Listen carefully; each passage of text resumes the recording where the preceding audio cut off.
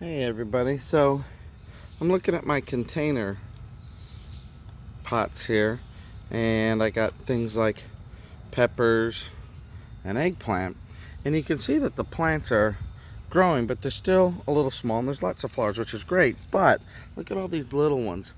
I want the plant to grow bigger and make bigger fruit, so I need to pick these. Even though they're small, I'm going to pick these and have baby vegetables here, but give the plant a chance to start getting bigger. So that's what we're gonna do. We're gonna harvest here today, and do that we'll just cut the little eggplants here.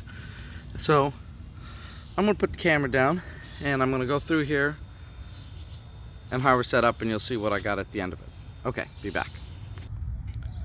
Alright folks, so here's a quick little harvest of eggplants and peppers.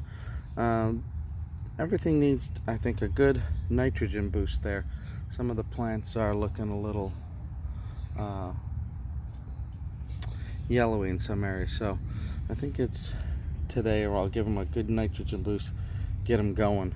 But did a little initial harvest so that the plant can continue to grow big and strong, and we'll eat some of these baby vegetables so far.